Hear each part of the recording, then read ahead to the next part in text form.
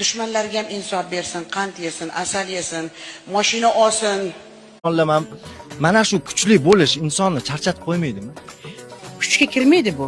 G'ayratga kiradi, yashashga, ishtiyoqqa kiradi bu.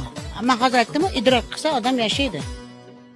Hayot shu ekan deb qabul qilsangiz, unda pishdingiz. Siz unda baliqsiz, qarmoqqa ilingan. Baliq bo'lib qolmasin. Biz hammamiz ov biz. Ovchi bas biz. Ovchi ajal.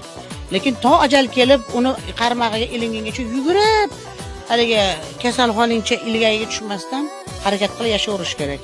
Bilasizmi, bir odam qarmoqqa tushib turman, baliq chiqib ketib qoladi qarmoqdan. Ha? Bunaqa holat juda ko'p bo'ladi baliqchilar bilan. Hayot ham shunaqa. Allohim ol qulim deydi, harakatga barakat beraman deydi. Harakat mayli shu intilyapti, mayli yashay qolsam deydi. Yashash kerak. Izdavatsin, yursin.